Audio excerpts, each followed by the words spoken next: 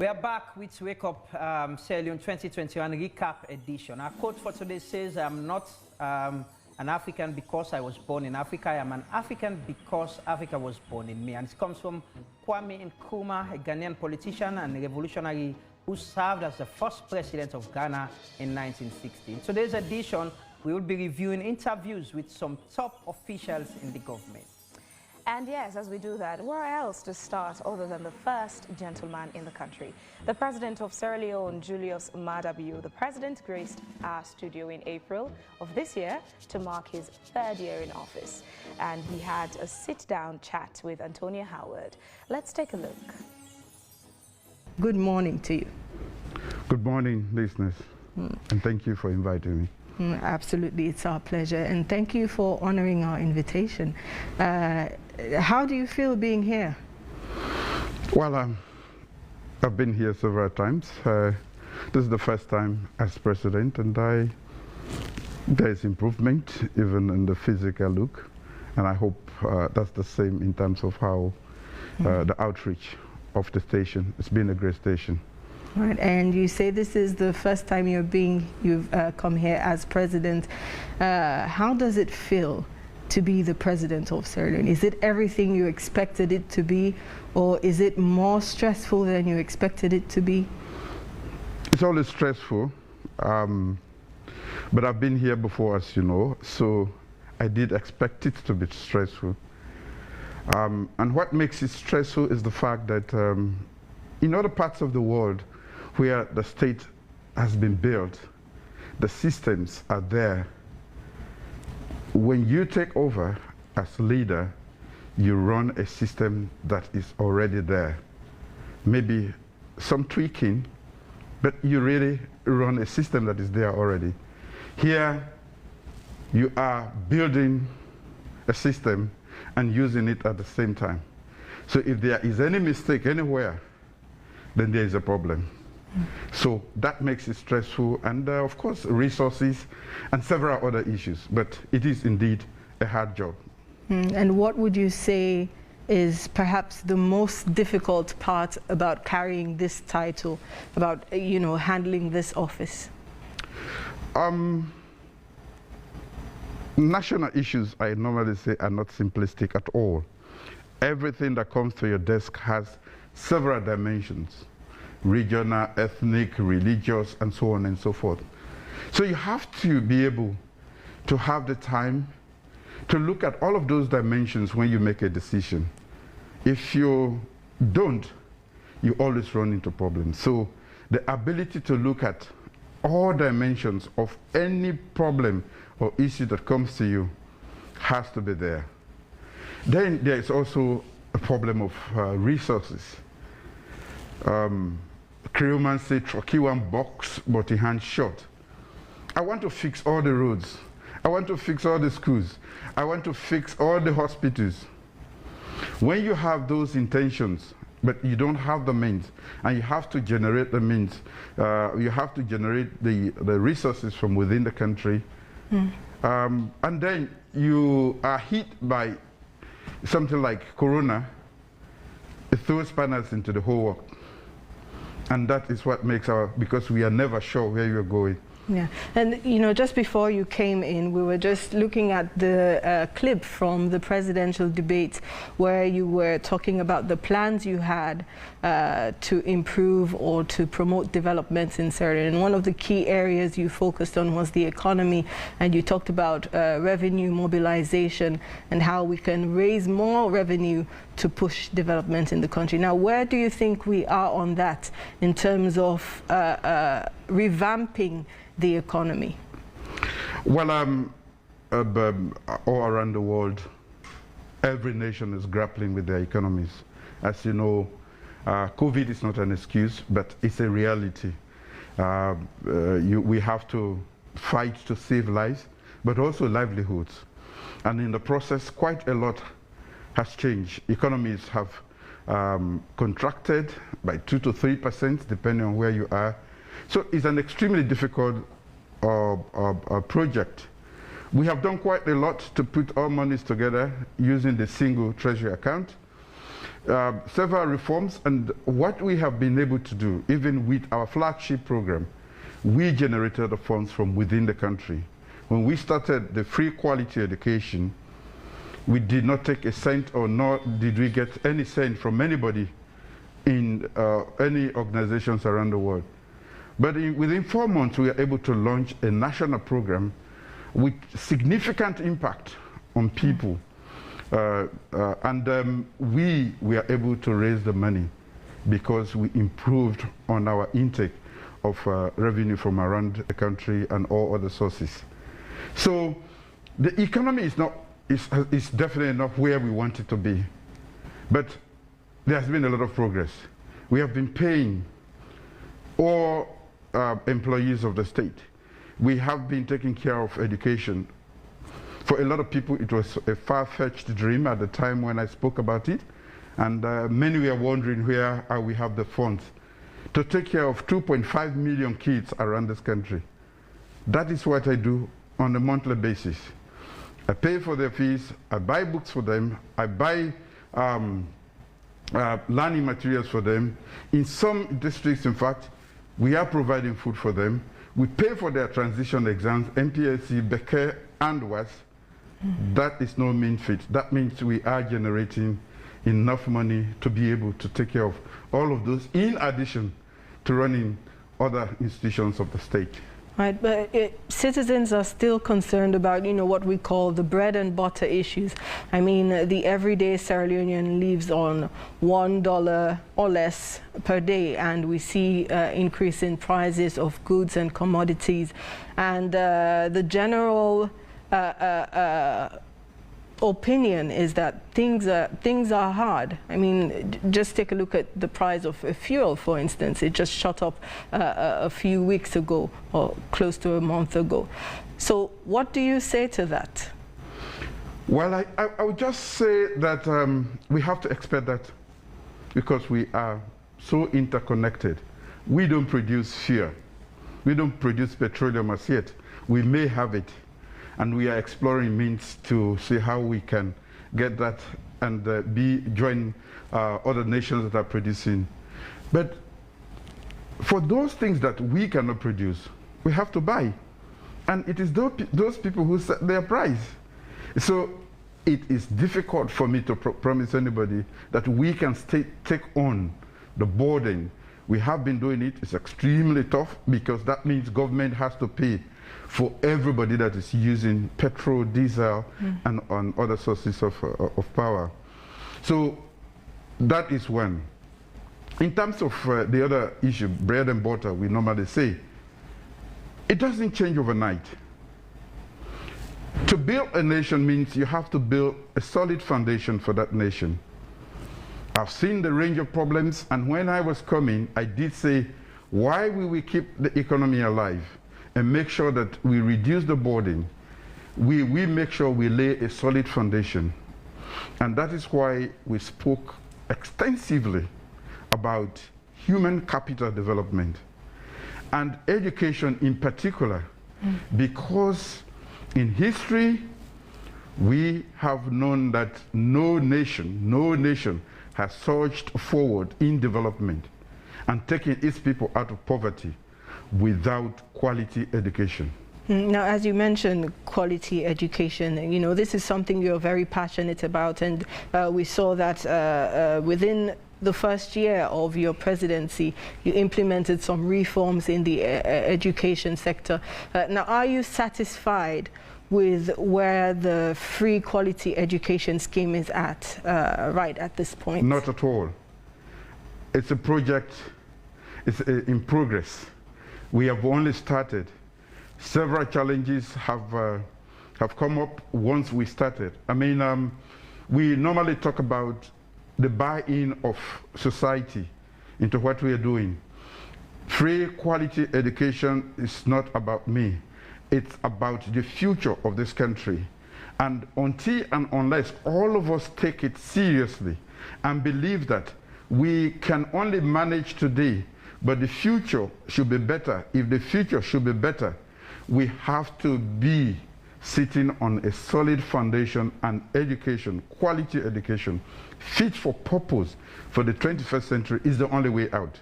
So when I decided that I should pay as a government for every kid in this country, it is because I know that it's going to be hard, because we are taking monies from other sectors to make sure that our kids go to school. Definitely it's going to be hard, but it is the best investment. Every human being needs that investment to be fit for purpose in the 21st century. And that is why I made that deliberate decision that things may be hard. It may look impossible. It is extremely difficult. But every child must have an opportunity to go to school in this country, irrespective of their ethnicity, gender, or location. So kids all over this country now are going to school. And over about 2.5 million kids are under this program. And that spreads right across. But there are additional problems to that. In some areas, they don't even have enough food. So kids go to school without food. We have intervened in that area. Kids prepare for exams. Their parents cannot pay for them. We are paying for transition exams, Becker, MPSC, Becker, and WAS. And a lot of other issues, just so that nobody has an excuse to not go to school. Yes, we've seen that within the Ministry of Basic and Senior Education, you know, with the radical inclusion, the lifting of the ban against pregnant girls attending schools, and your government is known to have focused on, you know, the issue of sexual and gender-based violence, which is one factor that prevents girls from attaining education. Now, you declared rape a national emergency, and you made several promises, including the review of the law, which has been achieved, the Sexual Offences Act, the setting up of a court specifically to look into issues of sexual and gender-based violence. But there are other pending issues which are said to be vital if we are to handle rape as a national emergency. For instance, the need of a forensic lab and trained police officers and investigators to handle such matters. Now, how far are we on that? Earlier on, you asked what is the difficult part of my job, and that is, I stated clearly that resources is one. And the only reason we don't have a forensic lab here now is because they are quite expensive per piece, and we have to have these in all the districts and even maybe below for us to be able to effectively, and that is really the part of it where you talk about prosecution. But what I want us to do as a country is to prevent rape in the first place, so that we don't even have to use the kits to check the forensic lab. We can if we want to, and that is what I want to inspire into the people of this nation. And how do you propose that can be done, the prevention of rape? It's a societal problem. We have to let people know that you destroy these little kids, especially the girls, who women who constitute more than 50% of the nation. And I have been vindicated by the fact that the results in the recent years, especially for transition exams at the MPSC and the Becker level, the girls have been doing extremely well. This is telling basically hands off the girls, hands off the little girls. Allow them, give them the opportunity to learn, and they will be a productive part of the society.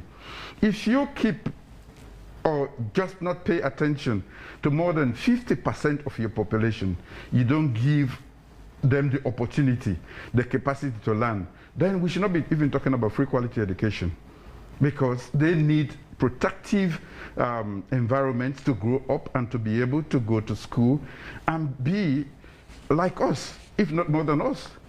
So I'm very happy with the performance of the girls, and we want to inspire that into society. Every parent, every teacher, every adult, every Sierra Leonean should make an effort to protect the girls.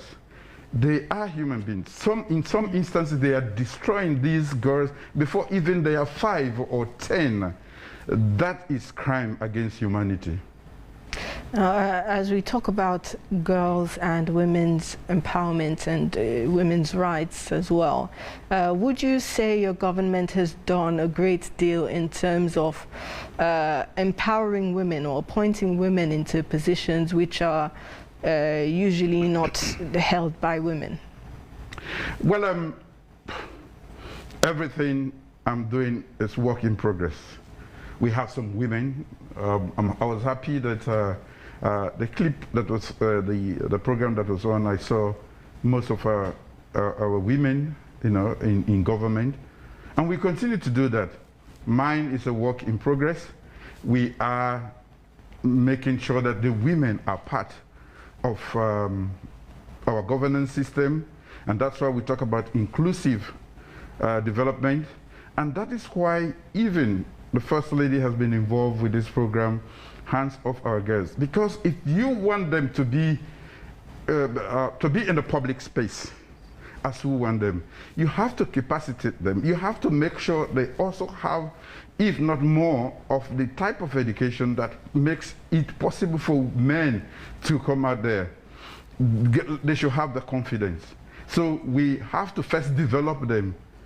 So the issues about even sanitary pads, keeping some of the guys out of school for nearly 3 months of the year, these are all efforts. It is always good to look at the fundamental causes of challenges we face at the national level, rather than just looking at the symptoms. Some people say, oh, employ more women. That is good. But you and I know that you face challenges, even in politics. A lot of them lack the confidence because they do not have the sort of required level of education, exposure, and so on and so forth. There are a lot. But when you really talk about numbers, a lot of them, we need to provide them the support to be as confident as men are to come out. All right. Well, it's 9 o'clock in our studios now. Usually we would go for a summary of the news, but because we have this very important guest and we know he's a very busy man, we'll just try to move along with the program and let him go as soon as we can. Now, President Bio, one of the issues you championed as well during your campaign was the issue of corruption. And over the past, I would say, 3 years, we've seen several cases coming up with the Anti-Corruption Commission. We've seen a review of the Anti-Corruption Act to enable them to investigate and also prosecute. Now, are you satisfied with the fight against corruption in Sierra Leone? No. This is a work in progress, and we are just at the beginning. Corruption had become a culture, a way of life. It was done with impunity. It became fashionable.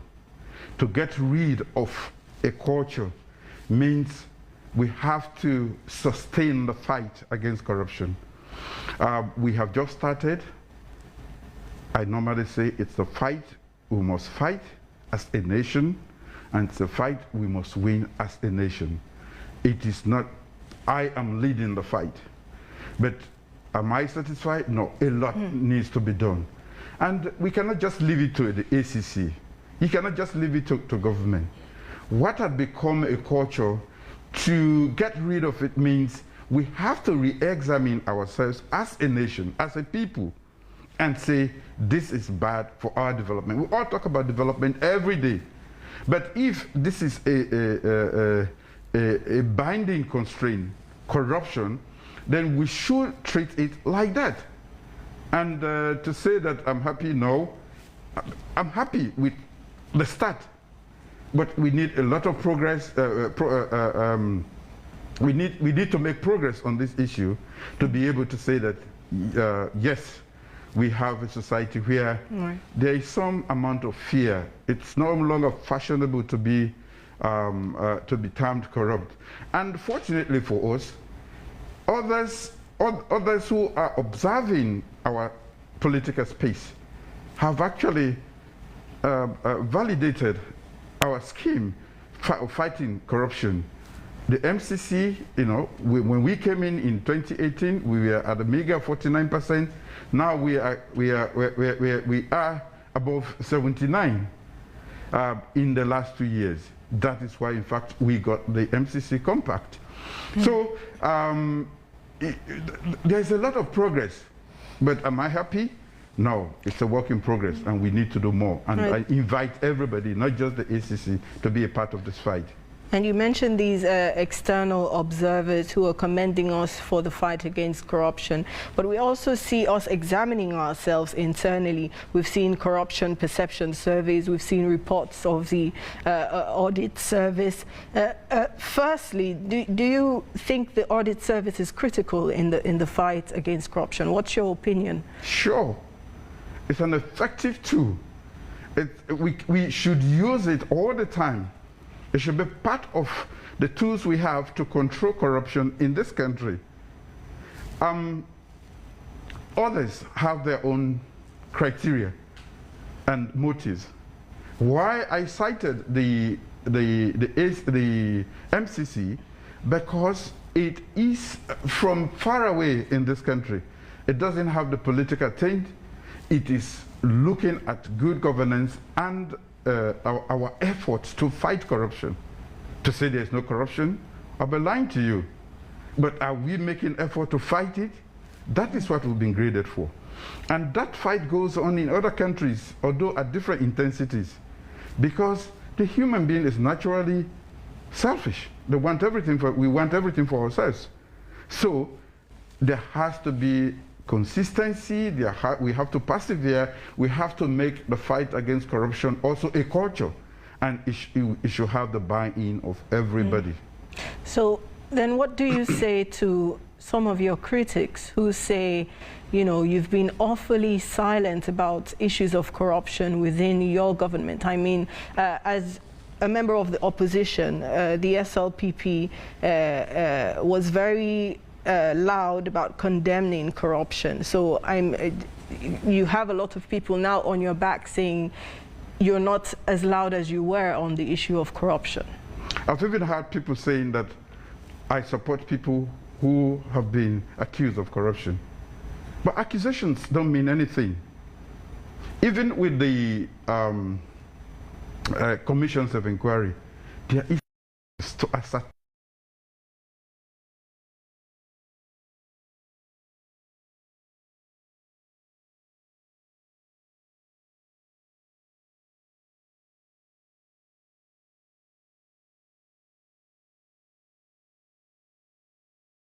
most prominent people in the world. They had to remove his Twitter handle just to make sure that he doesn't cause, So to say that trying to regulate that for the sake of, for the protection of rights is a way to replace the other bill, I think it's not correct. Right, but even the Ministry of Information has gone back on its steps to say, okay, we'll have a look at some of the provisions on the bill. So do you trust that the ministry, are you saying you trust that the Information Ministry would do its job to protect the rights of citizens? We are all citizens at one time or the other. I still remain a citizen of Sierra Leone. I have to make sure in or out of government that I'm protected, to make sure that we are together as a nation. Yeah, but you must admit one of the paths to true peace and national cohesion is inclusive governance, wherein you have people of all tribes coming from different regions in the country, part and parcel of the governance system. And your critics say you have fallen short of that by the appointment of your cabinet and other heads of ministries, departments and agencies. So what do you say to that? Well, as a government, we are inclusive. What I try to do, because at the end of the day, I have to give an account of my stewardship to this nation. Why I look for people of competence that I know with proven records. I may be wrong, but am I discriminating against any group? No. But you also know that around the world, government leadership, we always choose people they know. I have to know you, your capacity to deliver, your work ethics, and then say, take this responsibility. I'm not discriminating against anyone, well, any political party or region or tribe.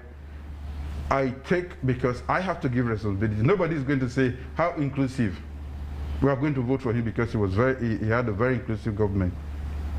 They are going to say, did he deliver on his promises? And I need a team that will deliver on my promise. That's the only thing. If you are from any part of this country, if you show or have shown the ability, you have worked with me for me to know you enough, I will not hesitate. I don't pick and choose. Every Sierra Leonean is a Sierra Leonean.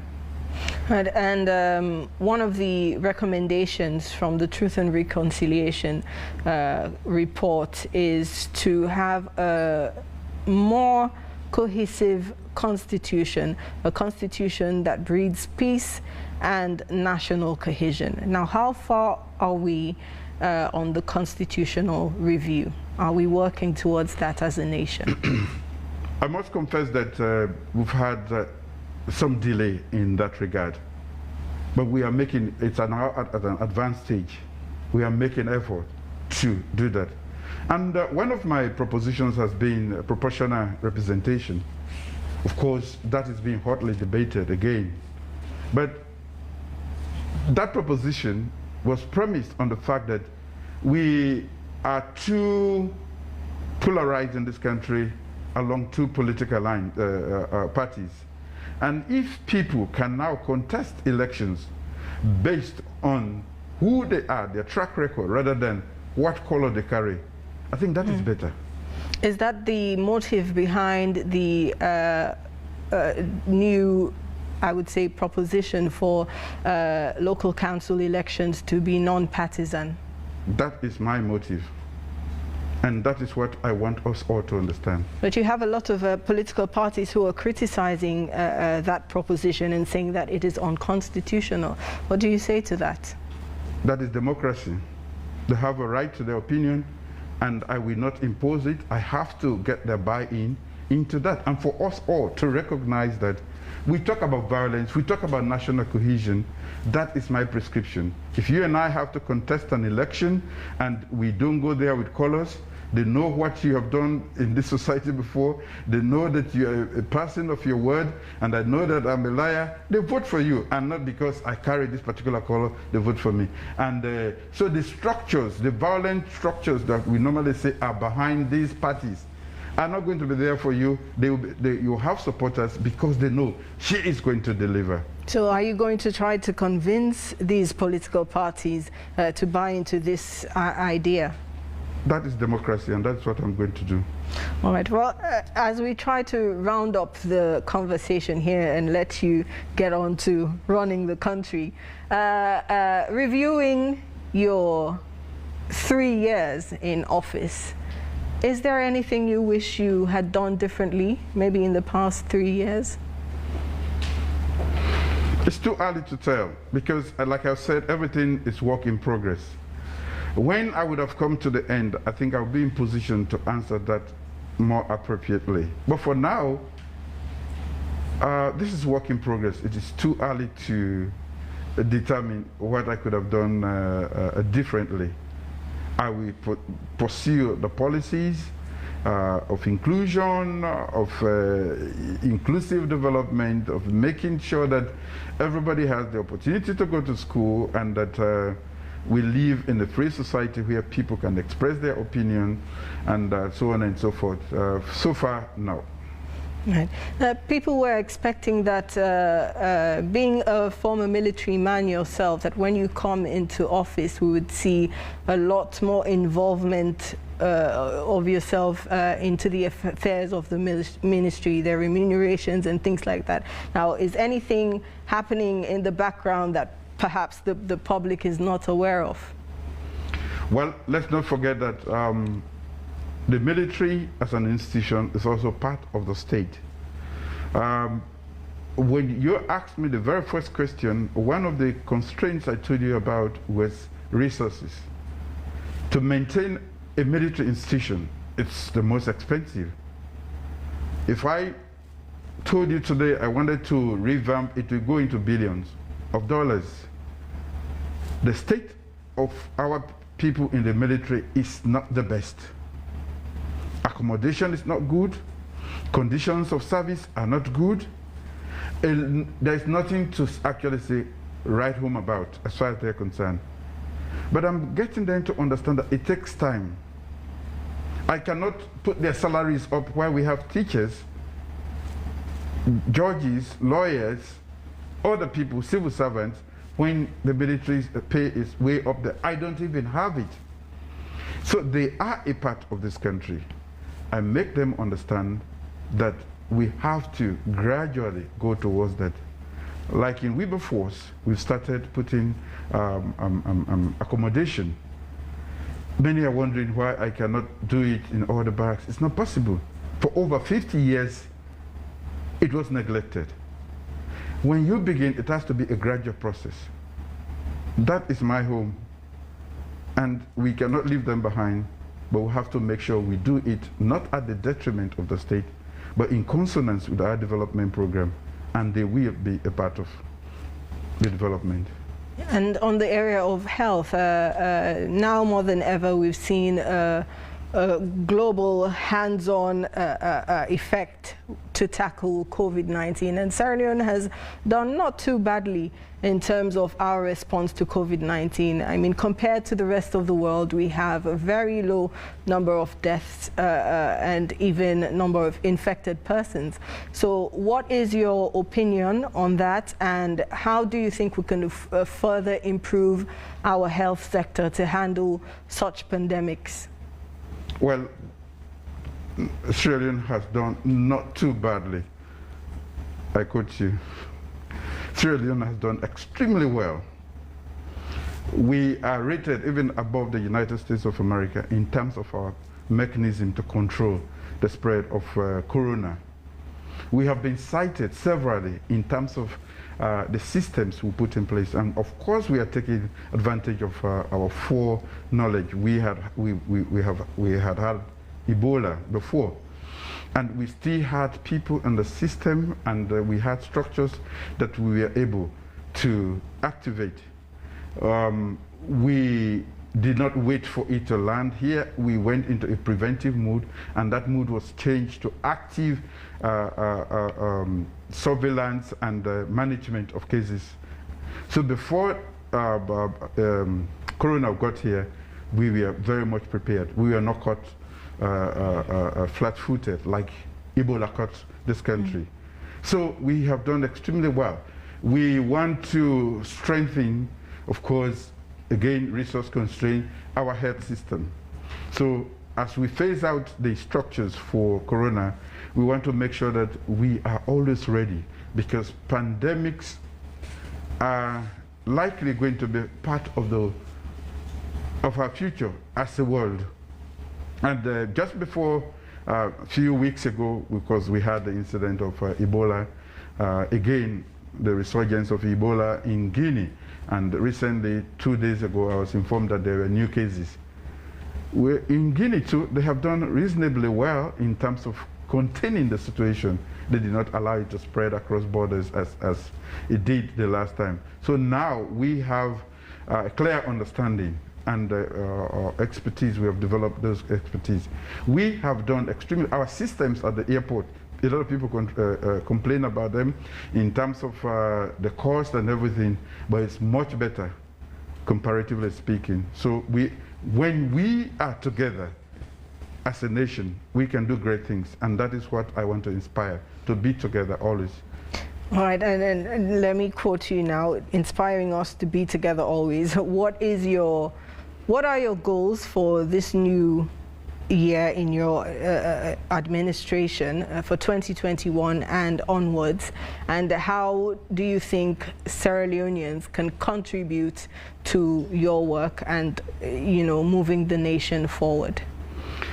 A lot of ways Sierra Leoneans can contribute. I want to consolidate and strengthen the various policies, programs, and projects that I've started already, because they are all heading for a new direction. And we have a national development plan that is aligned with what we want to do, and also the sustainable development goals. So we should continue in that direction. Do I want to? Yes, Sierra Leoneans should be part of it, because I cannot achieve anything without the buy-in and support of all Sierra Leoneans. For instance, talking about corruption, the ACC is not in every room in this country, every office, to know what is happening. To be corrupt, it takes two to tango. Help us. Don't just make claims. Don't make political or frivolous accusations and thinking that you want to smear. I know when I leave, I am going to be investigated. But don't make us look as if we are corrupt because we are doing the right thing. By the way, coming here, I was listening to another radio station, 98, and they said I've been defending people who are corrupt. I don't remember defending anybody. But I say, don't say he or she is corrupt. Prove he or she is corrupt and see what I do. That is the most important thing. So I want Sierra Leoneans to believe that we are leading. I am leading in the right direction. We have been recognized around the world on several fronts. We are no longer the pariah state that is the most corrupt, is the most epidemic prone, is the most this and that. We are beginning to be respected. That means we are becoming a member of the International Committee of Nations. So we have to continue. It takes a lot of effort. It takes collective effort. And that is what I require of all Sierra Leoneans, so that we can be, if not more than what we were when we were referred to as the Athens of West Africa.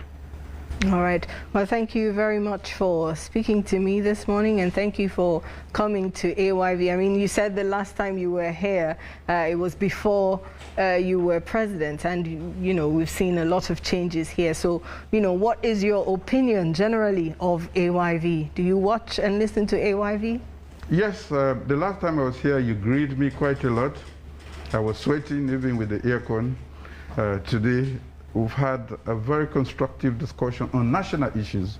You have reminded me of many things I've promised, which is quite good.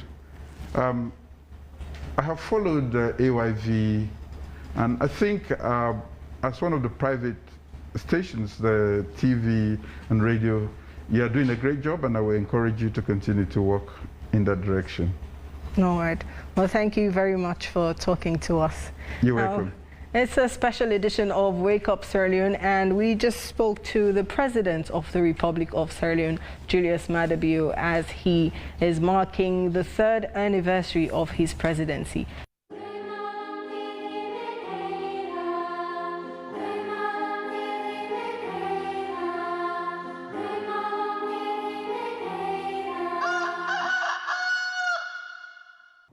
That was President Bio speaking to Antonia Aud in April this year. He did a media tour to some institutions to mark his 3rd year in office, and AYV was among. That was an interesting interview. It was. It was. And the Hop front with the president, opening up about issues.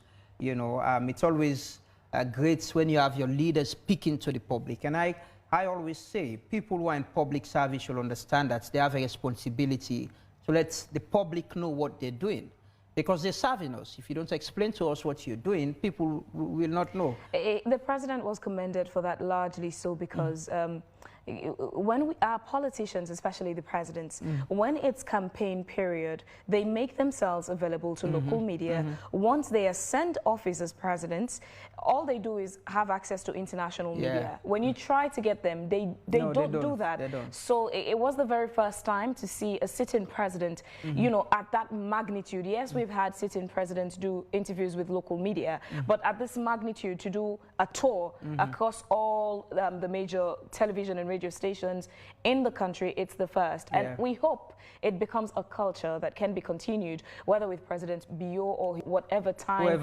It would be good that the president we are not expecting it to be frequent, but at significant periods, make yourself available to the local media, like you guys do for CNN, BBC, and Al Jazeera. Give it to us. And the local media, we know our issues in our country much more than those. I think that's why they're avoiding the local media, because the issues.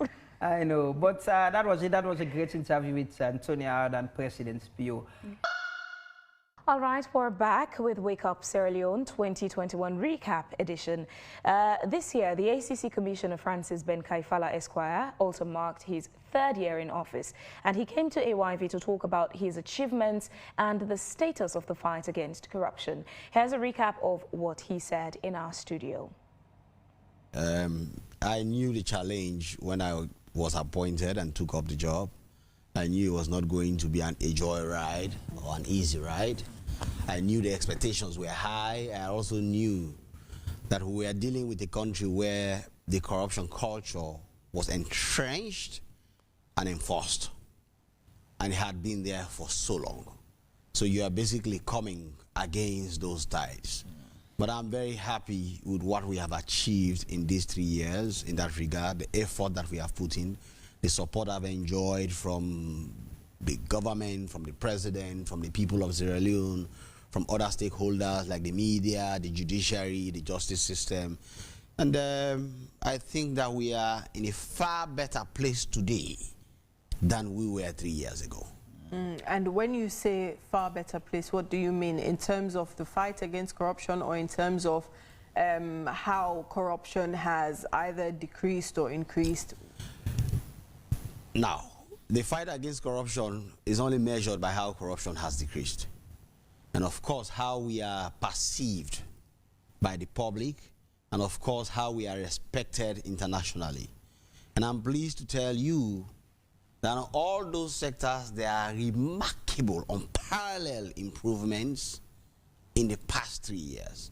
So for example, if we are going to look at it from the point of view of international surveys, when I became commissioner, when I spoke that day after signing and taking the oath of office before the president, the promise was simple and clear, that I was going to work with the government to make sure that Sierra Leone improve in the indexes that were embarrassing us, because we are performing so poorly that there was no respect for the country and there was no foreign direct investment coming in. And of course, we were identified with corruption.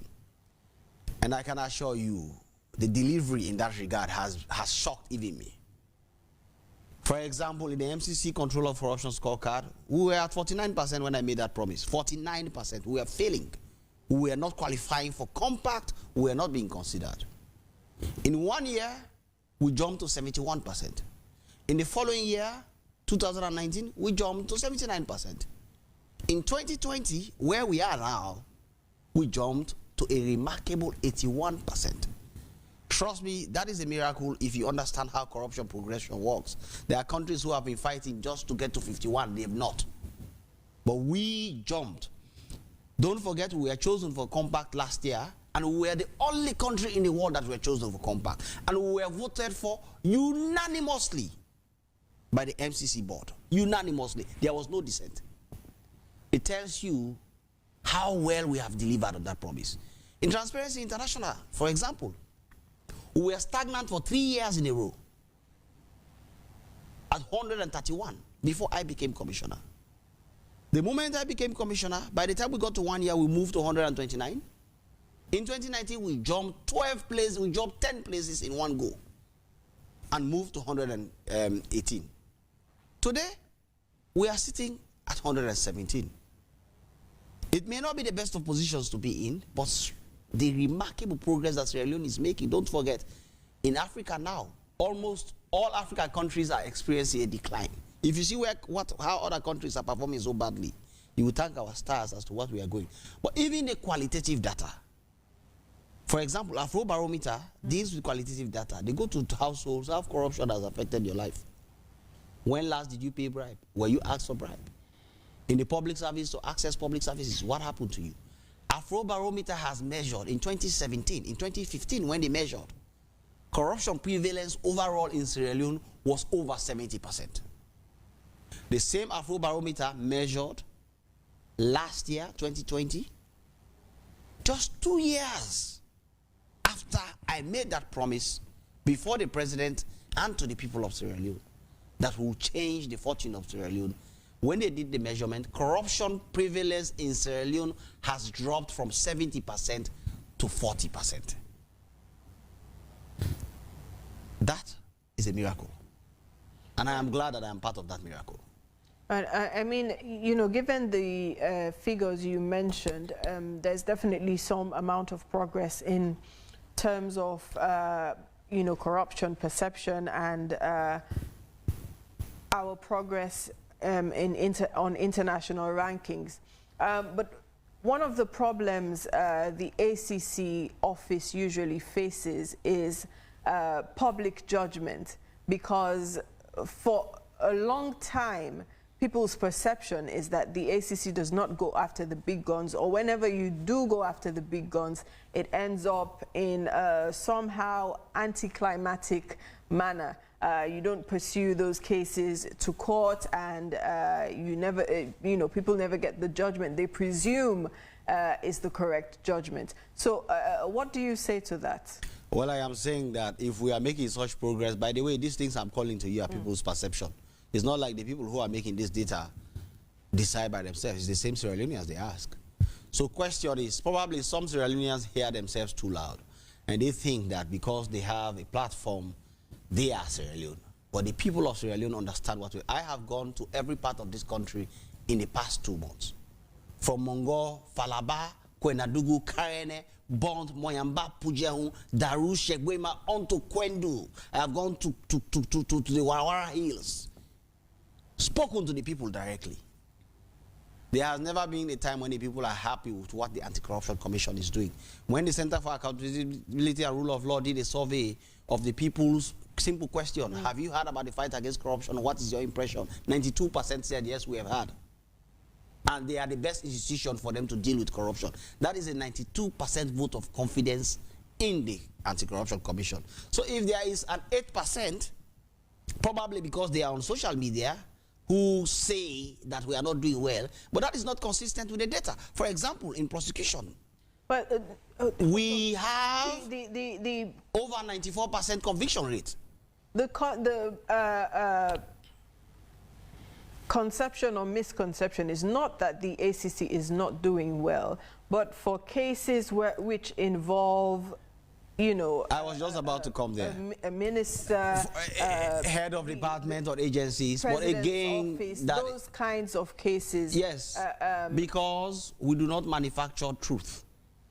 We do not manufacture truth. So, for example, if we investigate somebody who is a minister, if the outcome is that the claim or allegation against him does not amount to corruption, or we think that it does not meet prosecutorial threshold, then we do not have to charge him to court. This is not persecution, it is prosecution. But again, we have proven beyond all doubt that there is no sacred cow in the fight against corruption in Sierra Leone. Recently, we charged the head of the Sierra Leone Maritime Administration. That is the second head, by the way, in 2 years. How is that not somebody who is high up? We are investigated as high up as the presidency, the state chief of protocol. We have investigated ministers in government. We have investigated recently the past and current first lady for funds they received. Where in Africa do you hear such things happening? It does not always have to be that there is a crime. We have prevention mandate, for example, so our investigation could lead to certain systems so those things are not repeated. We have investigated the Sierra Leone parliament. Where in Africa have you heard that in Kenya, when they attempted to investigate the parliament, the entire Anti-Corruption Commission was shut down completely. In Sierra Leone, we are doing these things. We are coming out with results, and the results don't always have to be prosecution. Now, the issue with, take for instance, the case of the First Lady or that of the Sierra Leone Parliament, even though the ACC found that parliamentarians were not retiring their funds or were not following the due process in terms of procurement and things like that, the parliament was not charged. Rather, the judgment of the ACC or the statement put out was that this is something that is common and it used to happen, so now you would put in procedures, but there should be consequences for corruption, shouldn't there? Now, this is where we get it wrong. And when I say we, I mean people who analyze issues of corruption. The prevention mandate that was put in Section 7 of the Anti-Corruption Act was put there by law, because those who drafted that law knew that not every case should go to court. Okay. For Parliament, we reviewed, we probed, we spoke to everybody from the Speaker to the last man that deals with funds there. Very strongly, uncompromisingly. We reached an outcome to say, indeed, there were infractions here and there, but there was no system. If we charge somebody to court, the first thing that the court will look at was, you are holding them to say that they have committed a crime. What system did they break? So when you if we cannot, what does that mean? For example, parliamentarians are giving money to, say, constituency development fund. If there was a retirement system you put in place, a form they can fill, a system they can come and live with the finance department, how did you spend the 16 million that was given to you? How did you spend the 65 million that was given to you? And that parliamentarian does not follow that process. But then you can hold them accountable. The irony with this is that these are the men who go and question ministries, departments, and agencies on how they have, you know, performed their functions, or how they have used certain funds and things like that. So is it wrong to expect that they would know what to do? Listen, systems are systems. I have seen a lot of ironies in this job in the past 3 years, because the country has been so badly run that the abnormal became normal. So people don't really know much what is the normal. Sometimes we have to remind them and to work with them to ensure it. That is why we have put integrity management committees in almost all MDAs in Sierra Leone, 96 MDAs for the first time. That is why we have done system reviews in 46 ministries, departments, of agencies in Sierra Leone. That is where we make policies for them. We are not lawmakers, but we make policies for them to say that account where there are only 2 people, make it 3. That system is not wrong. It's a monopoly there. The concentration of monopoly between 2 people is a high corruption risk. If you make it 3, you diversify the monopoly, you reduce it. That is why the Anti-Corruption Commission was set up. What is happening, Antonia, is that Sierra Leone is seeing an efficient, effective anti-corruption campaign. And that is why the world is rating us. That is why MCC is rating us at 81%, where it used to be 49%. We cannot use the past always to solve the problems of today. But we can learn from the past and put solutions for the future. And that is what we are doing. So if we have not frog-marched all parliamentarians to the law courts to charge them to court, and that means we are not fighting corruption, then I'm sorry, that cannot be correct. But what we have done to work with them to set systems is even better than frog-marching them to court, and we go and lose because we have not done our homework by making sure that there are systems. Now that we are working with them to put in systems, if they fail to follow that system, it's a different ball game also. So just quickly, when you say again there are lack of systems, arguments have been advanced with regards, there's the Public Financial Management Act that speaks to what those people who advance those arguments feel and think that Parliament breached those violations. There is the National Public Procurement Authority Act again, which according to them there are procurement issues they did not follow. And yes, charging all of them to court, many said no, that was never going to be a prudent decision, but asking them to pay back would have been a better option. Why would you ask somebody to pay back when, let's understand this case here.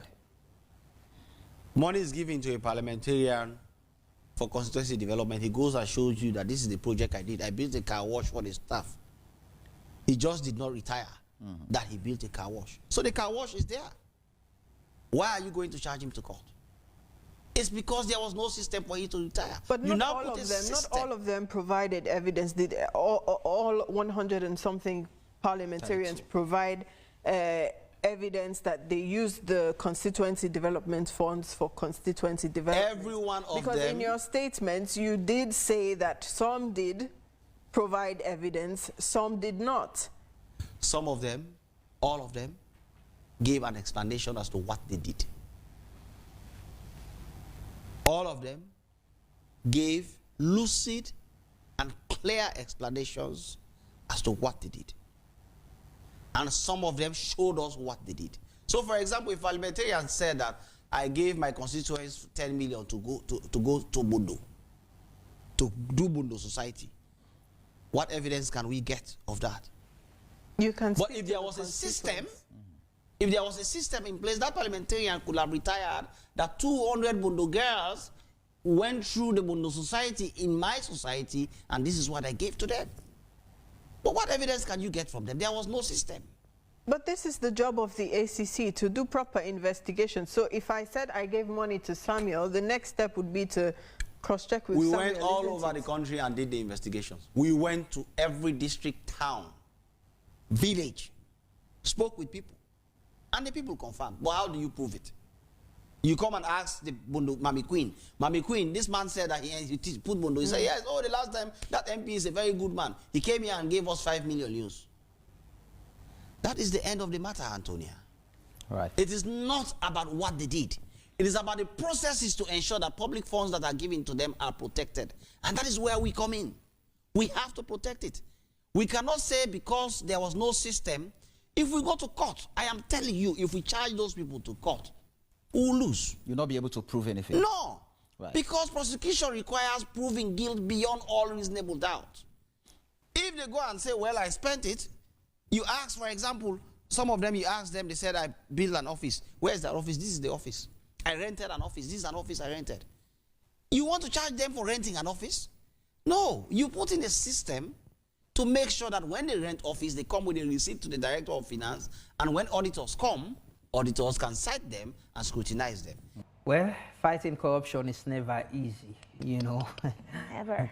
I still see Benz, yeah, it's still dark, he's still got his afro, not yet white. He's not become like Barack Obama yet. I know.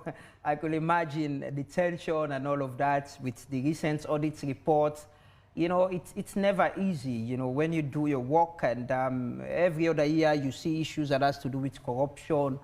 You know, I keep saying people in public service should understand that, you know, you come to serve, leave a legacy, not to get rich. But the moment you think, you know, this is the job where you'll want to build more houses, have new cars, travel the world, then you'll definitely want to have that kickback that will lead you to corrupt And you know, practice. it comes in two ways. You could either leave a legacy as one of the corrupt officials we've had, or leave a legacy for a lifetime. People would celebrate you. It's like I've had conversations with people during the days of Strasser ruling the country, and by far, from almost all the people I talk to, about 90% of them say during his days, corruption was not an issue. Imagine, he's the youngest president we've had, but he and his team, they carried themselves so responsibly. Today, the likes of Kwame Nkrumah, the likes of Nelson Mandela, you should, as a public servant, want to be in that position where people would celebrate you. So your kids, great-great-grandkids would be proud to call their names and say, oh, I am from this family. Don't come and leave a name where they're embarrassed to even say, I belong to this family because of how you've carried yourself. So I'm sure your family would appreciate a good honor, a good name, rather than, you know, all the wealth without the respect in the world and integrity. I agree, that's true. And, you know, I read an article written some time ago by Suri Fofana. He was speaking about the late President Kaba. You know, people, when they say President Kaba Krabbit, you know, how he doesn't give money like that. He's very, very you know, meticulous with how people spend money but you know, in government. Man. Exactly. So when you talk about former President Kaba, the late president, you talk about integrity. You know, that's about it. That's what you should leave. And I'm sure his you know, wife and kids and family would appreciate that more than having houses and cars and then not having the respect in society. You know, I know people who we're friends, but the moment they get into politics, I see they can buy expensive cars, they can travel the world. And I keep saying, I know you're not getting all this money just from your salary. There might be other ways you're making it. So the magic. Everyone has a prize. Hopefully we'll fight corruption and defeat it. Now let's take a look at the interview we had with the Chief Minister, Jacob Jusu Safa, who was once the Finance Minister after the cabinet reshuffle. The Chief Minister graced our studios to talk about his new role and his plans to ensure effectiveness and efficient delivery at cabinet level. Let's take a look. Thank you very much. As a matter of fact, I started up, as you said, as a member of the government transition team responsible for finance and development, economic finance and development. Then later on, it pleased the President, His Excellency President Bio, to appoint me as Minister of Finance. I served in that position for 3 years. Talking about gains quite a lot, but let me start with the internal gains I made. The internal gains I made was that I was able to leave behind a very highly motivated staff in the Ministry of Finance. Because it's important for you to succeed. It's not me alone, it's a team of people. So the first thing one has to do when you get into an organization of that nature as minister is to make sure you have the right team of people you are working with. We had a situation where high-level staff, highly skilled staff were on contract, yearly contract. I terminated those early contracts and did a thorough restructuring with a clear organogram, with job specifications, and with the possibility of a career path for every staff, so that somebody will start as economist, senior economist, goes up principal, assistant director, or director. That's the first thing we did. So everybody in the Ministry of Finance are left behind as a permanent public servant. Now, as I speak, I motivate them.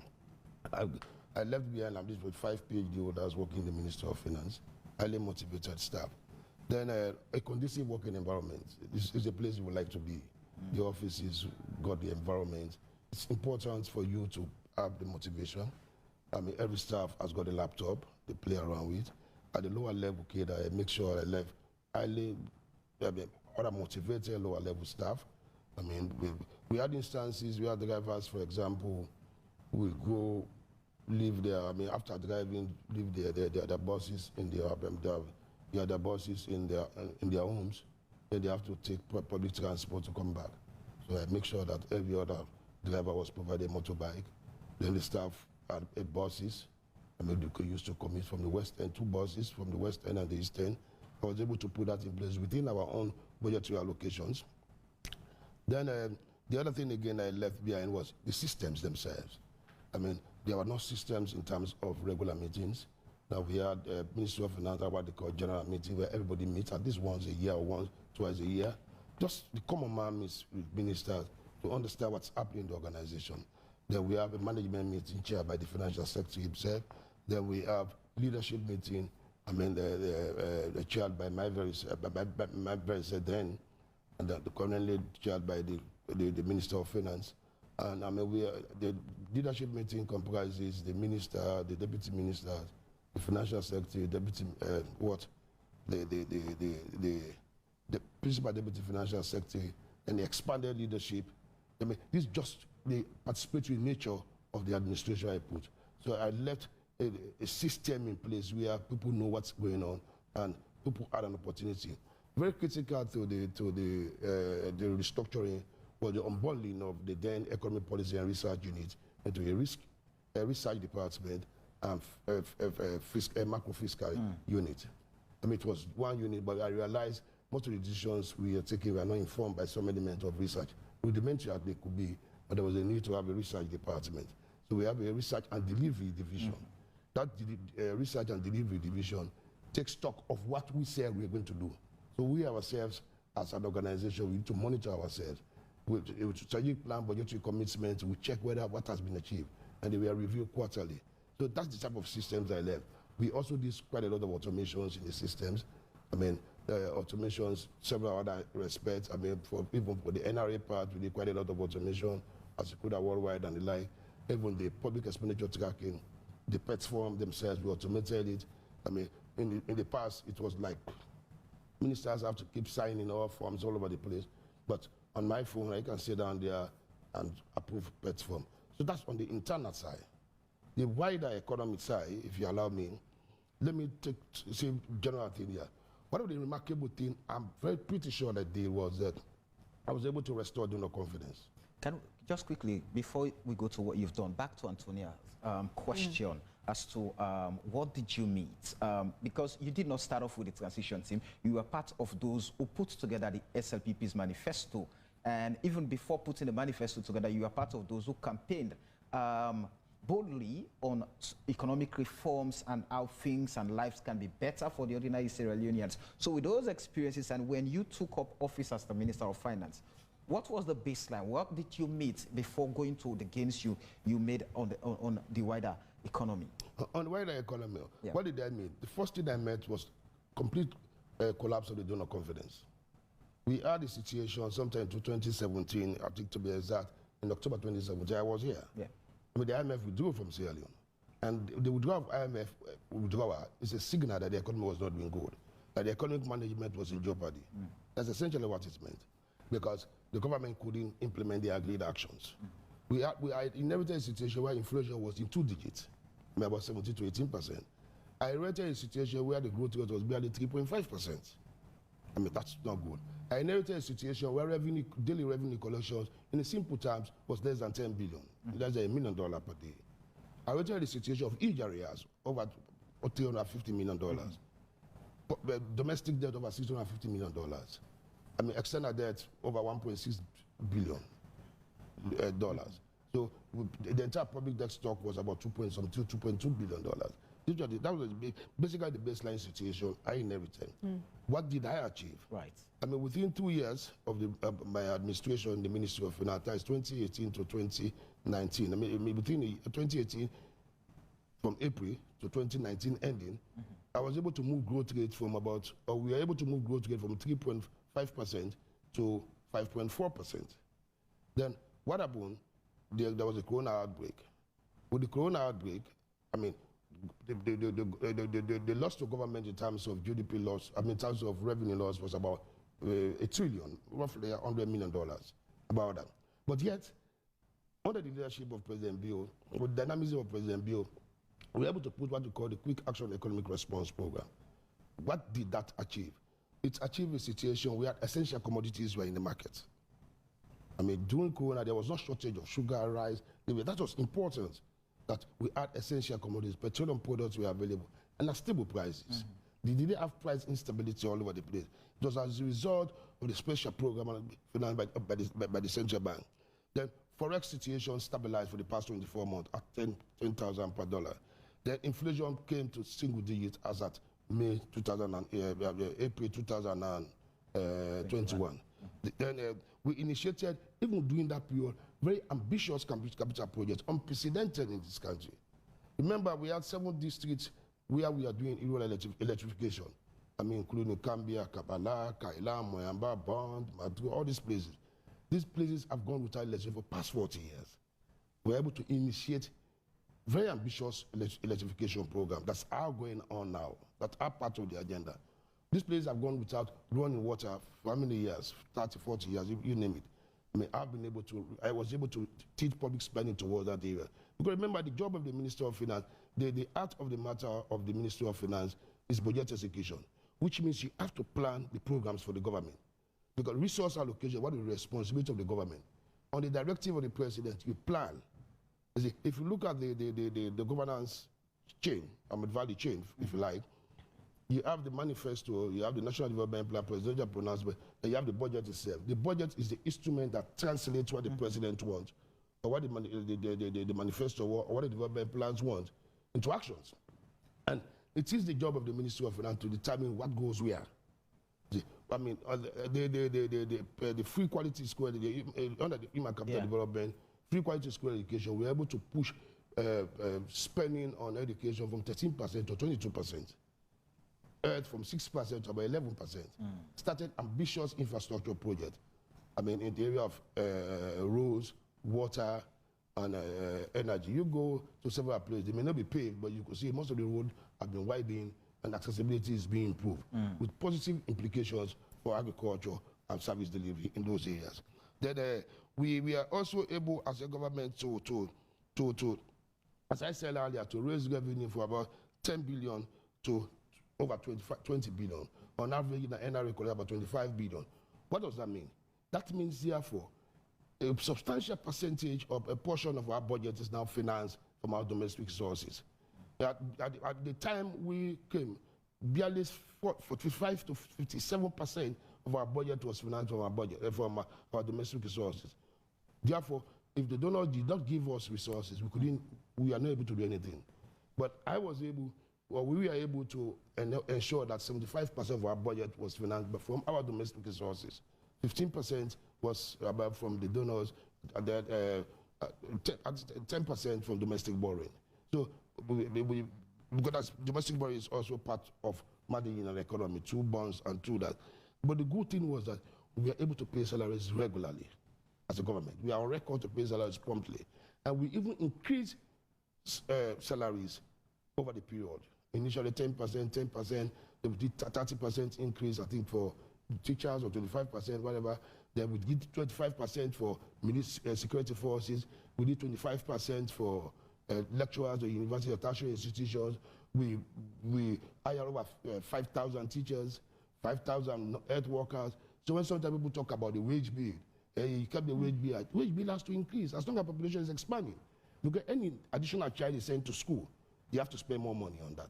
And which means if you send the number of people is increased, as it's happened in our case, we had the enrollment increased from 1.9 million to 2.5 million. It means you have to have additional teachers. Then remember, we also inherited 2 districts that were created, Karine and Falaba. I mean, this is a new administration. You have to start spending there. New staff have to be hired. So, in a nutshell, on the overall macroeconomy, growth was positive. Revenue, we were able to stabilize revenue situation. It's improving. Automation has been increased. The deficit GDP ratio reduced. I mean, of course, but the corona disrupted some of the gains, but we expect that we resume to those positive trajectory over time. One of the critical mandates when you were in that office has to do with financing government programs and allocating resources.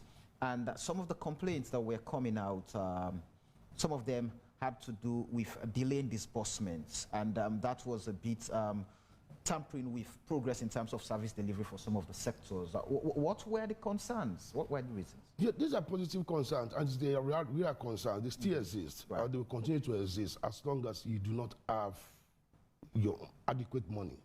I mean, even at every homes. Right. I mean, it happens to me. I don't disburse money for certain activities in my home because I don't have it at all times. So the government is basically a situation.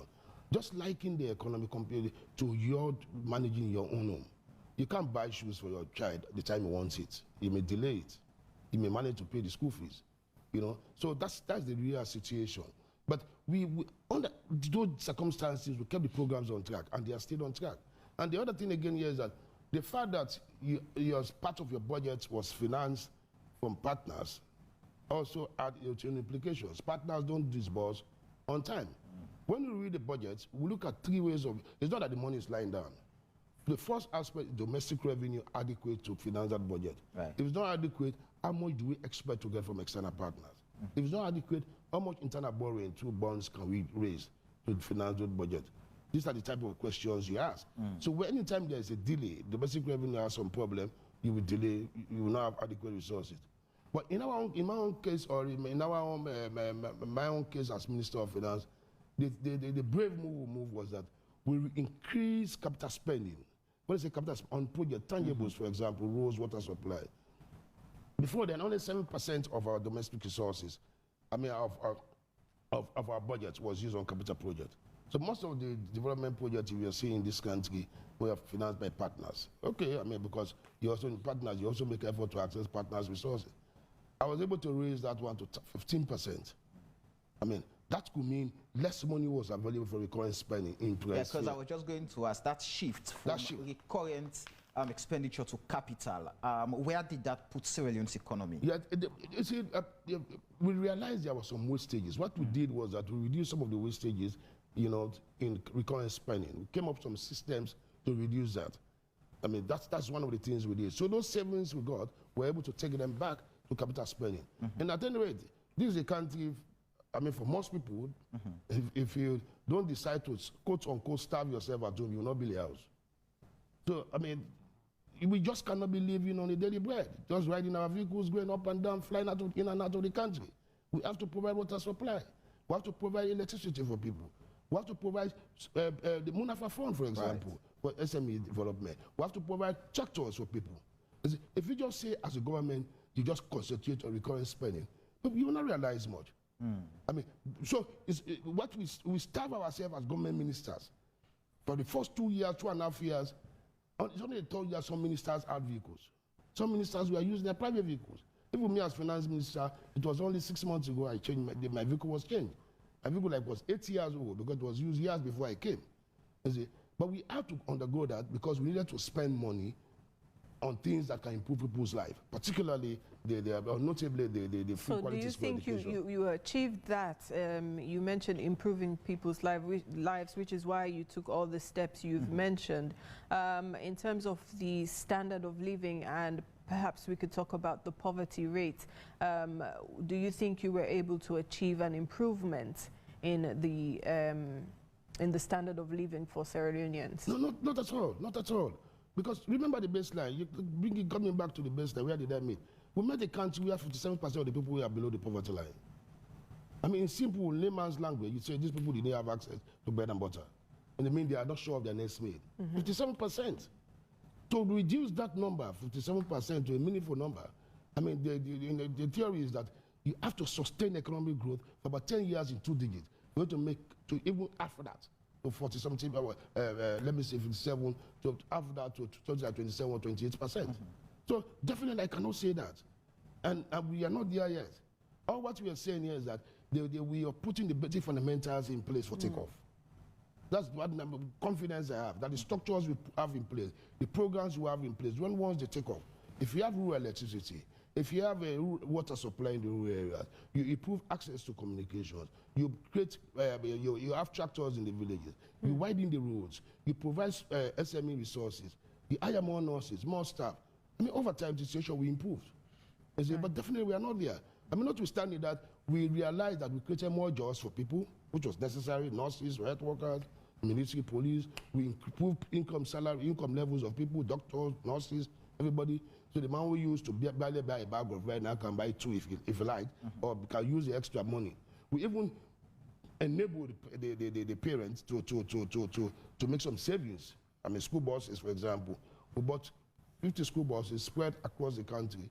So the child who used to pay, let me say, 10,000 from Lumley to Prince of Wales on a daily basis to and fro, now we spend less because he had access to a school bus. It's still not adequate because the numbers are expanding. So the desire is to even buy more of those buses to serve those children. But the good thing is that we understand the problem and we try hard to solve the problem, and we hope that over time the situation may improve. But the level of poverty is so deep in this country that you cannot deal with it in the next 5 years or 10 years able to come. But you must be sane to be on the positive trajectory. Now, one of the things this government has been criticized for by opposition members, including those members of parliament, is the external debt, which, you know, people have said you've shied away from talking about, given that it has increased. So could you shed light on what the situation is and what the government is doing in terms of reducing external debt? Okay.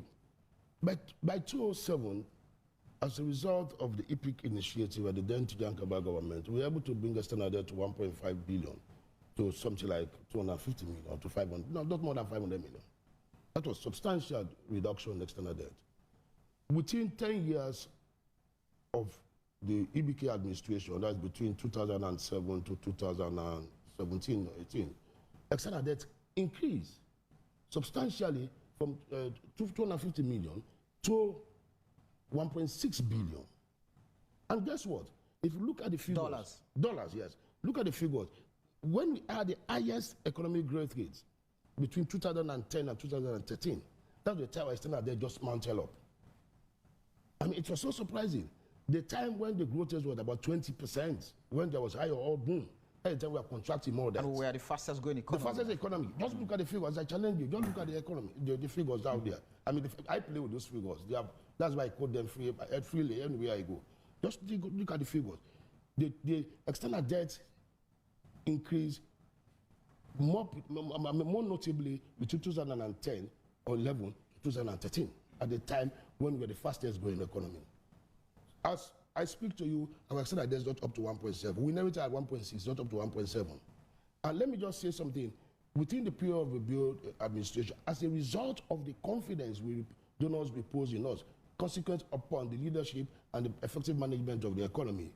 We were able to attract from the international financial institutions, I mean, UN, European Union, over $1 billion in different forms, different projects. Most of them do not necessarily come to the government. You can see them in the European Union, you can see them in the UNICEF, I mean, the UN agency, you can see them through the World Bank project. But the good thing is that for the World Bank funding, over 70% of what we access under the World Bank funding, we are, how do I call it, concessional grants. Most of them are grants, not loans. We, transport sector project, free education project, this and so. So we were able to convert most of the loans to grants. So, I mean, those who talk about external debt, I mean, did they pay free? How many loans have we taken? But the question is that you need to ask, how much are we paying to service those old loans? I will tell you freely, yeah, 25 to 30% on average of daily, of monthly collections is used to service debt. I mean, debt, it could be domestic debt, principal payment, interest payment, or external debt, or arrears. These are all the liabilities. At least 25% of what you collect monthly.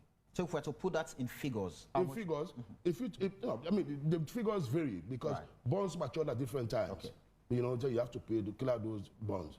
I mean, the principal occur at different times. You see? So the figures are there, the absolute figures are there. But the percentage figures, in simple terms, if you have, let's say, you have $1 million, about 250 million, 250,000 to 300,000 is going to debt servicing. So that's the problem we have. But the good thing is that we pay salaries that account for over 50% of domestic collections. We pay debt servicing. We virtually have a small amount to maneuver. But the small amount we have to maneuver is what we use usually for this capital project. I had a friend on the other side of the political divide. One day he asked me, he said, Jojo, tell me, what are you guys doing? How are you managing things? He said, you are paying this amount. I know these figures. You are paying debt. You are servicing your debt. You are taking care of salaries on time. You are servicing your debt. Then you are carrying on ambitious development programs. You have launched a free education. So where are you getting the money? I said, you just put a spending. Controls. And basically that. So you have nothing. No extra means to get money. The little you have is what you have to manage. As you talk about that, you promised or you campaigned on the platform of effective and efficient management of the state and its resources. And now you are in the office that coordinates the activities and functions of these ministers to ensure that you are able to deliver on that promise. How has it been for you taking up the office of the chief minister? Okay, maybe you want to move from finance to chief minister. That's a very interesting topic. Let me put it this way. If you like, call it the governance value chain. You start with a manifesto, which is a social contract between you and the citizen. I mean, the manifesto, you win an election. In May, President made the first address to Parliament where he articulated his policy for the next 3 to 5 years, the board policy. From there, the government prepared the National Medium-Term Development Plan. Then from there, the budget itself. The budget is the instrument that translates all these things into action. So where is the role of the chief minister? The role of the Minister of Finance is the development plan, technically speaking, the development plan up to the budget. By the time the money hits, from the Attorney General's office goes to the account, the primary responsibility to use that money lies now with the ministries. If it's agriculture, earth. Now, of course, finance will still come in from making sure controls are there, procurement rules are followed, internal controls are complied with, and so on and so forth. But primarily, that will be the responsibility of the line ministry. Now, where am I coming in? I'm coming in now. First stage, I come in even before the budget to articulate some of the issues, to share the visions of the president with the ministers. The president wants this because I'm with the president, I've had the president, I got the agenda. I tell you, no, you have not done this. This is part of the manifesto. Try to articulate it for the finance. But less of that. But primarily, about 80% of the job is after that disbursement. What have you done with the money? Not in terms of how much you have spent, whether you have delivered what you say you're going to deliver. You say you are going to build a 5-star hotel here, for example. Have you done that? What happened to it? What are the challenges of doing that? So basically, the role of the chief minister in the first instance, if I can come to it right away, is to coordinate, facilitate, and follow up on the mandate of the MDAs, presidential decisions and pronouncement. If President say, I want AYV to be a 10-story building tomorrow on the state, I have to follow that one up to make sure that happens. You see, so to coordinate and follow up. So you are really following up the delivery chain for the presidency. That's one. Then you also monitor and monitor the implementation of the sector policies, the strategic plans and the annual work programs of the various ministries. To follow up their delivery, because that is really what has been missing for so long.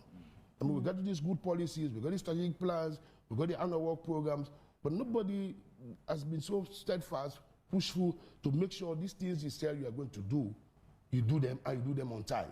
I mean, even when the resources are available. So I am less of a supervisor, but more of a facilitator.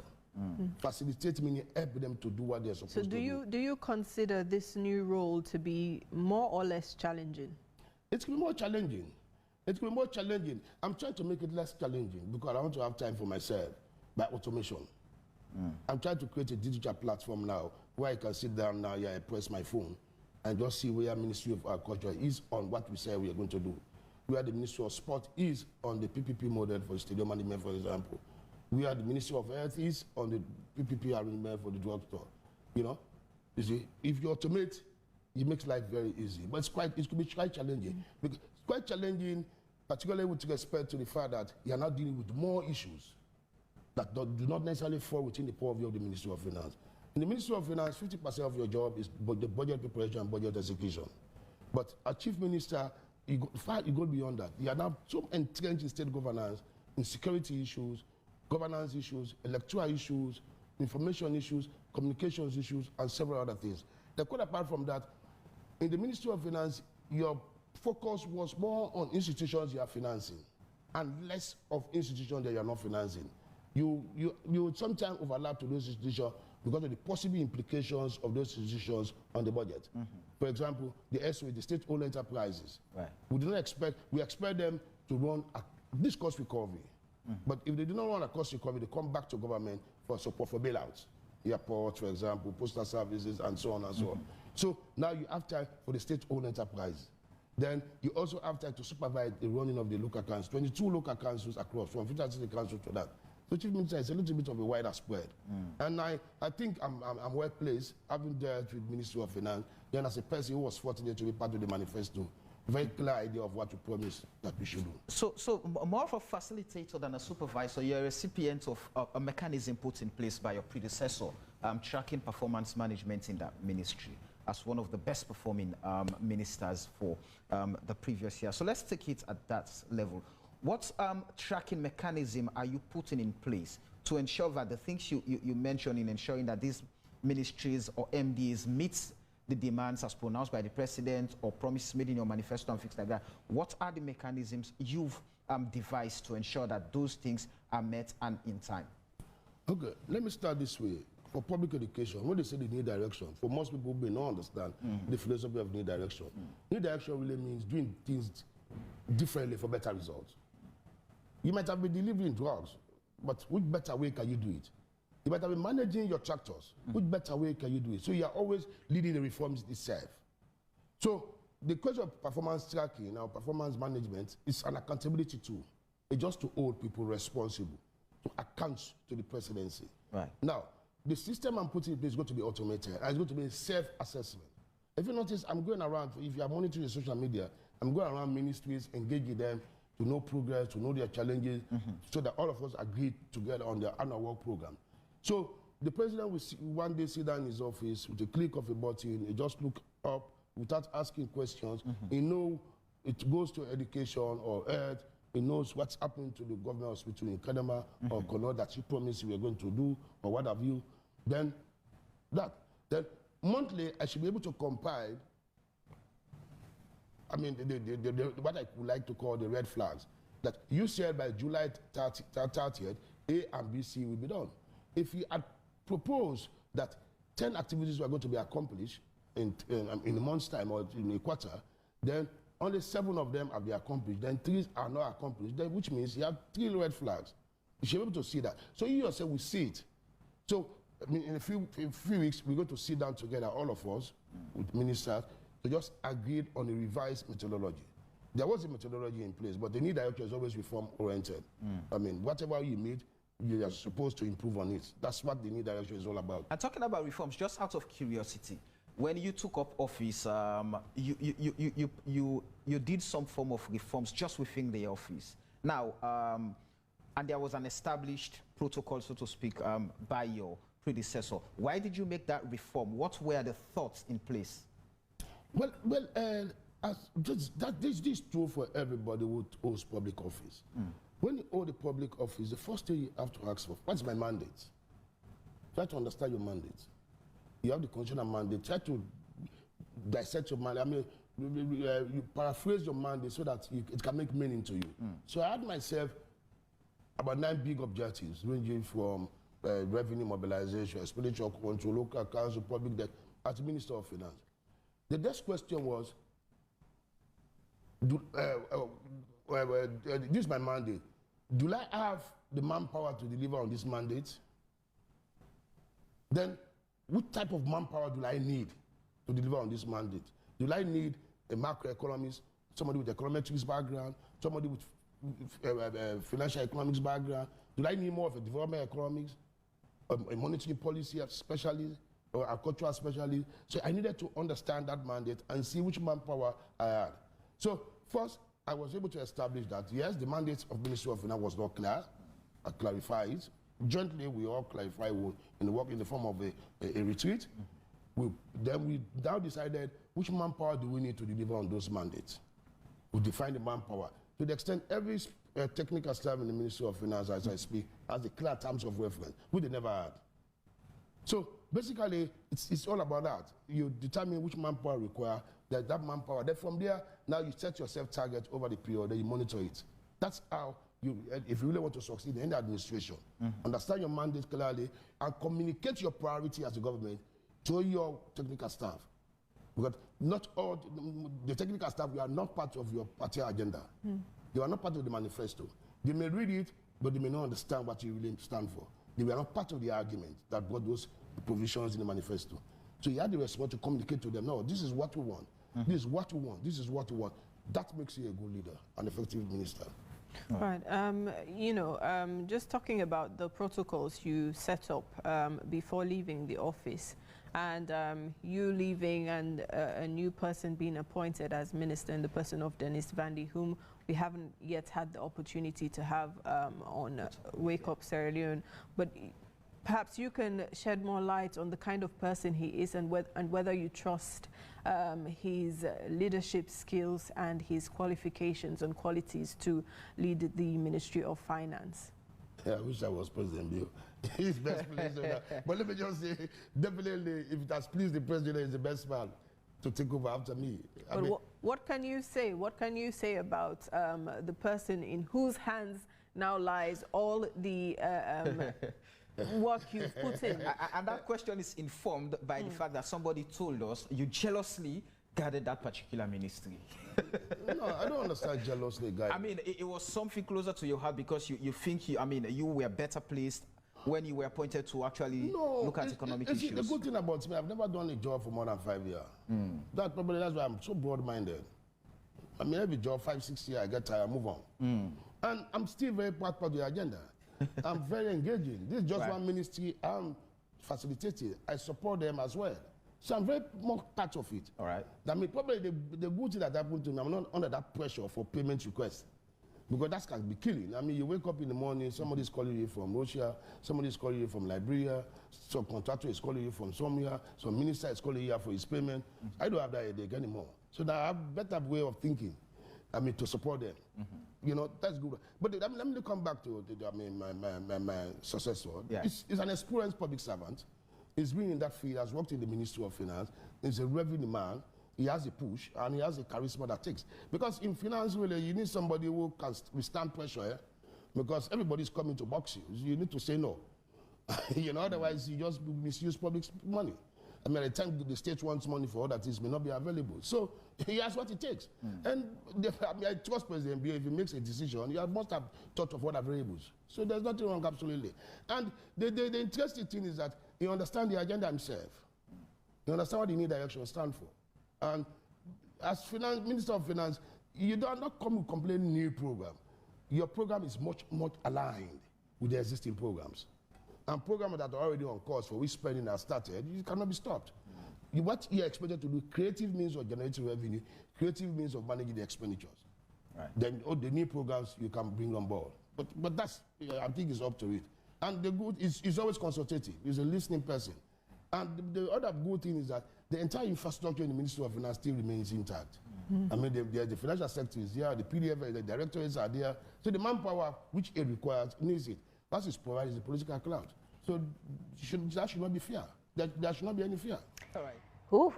Cabinet reshuffle always comes with its own expectations as to this new player being put, you know, to wear this vest and play this. When the coach, the president called, say, go play there, you should be ready to go and play. So now, team captain, chief minister. Well, this is what would end today's show. We close here for today, but we leave you with a reminder of our quote, which says, I am not an African because I was born in Africa. I am an African because Africa was born in me. It's a quote that comes from Kwame Nkrumah, a Ghanaian politician and revolutionary who served as the first president of Ghana in 1960.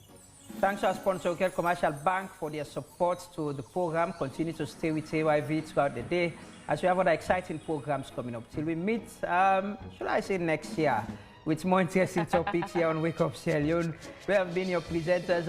I am Amadou Lamwanabam, wishing you happy 2022, happy holidays, enjoy yourself.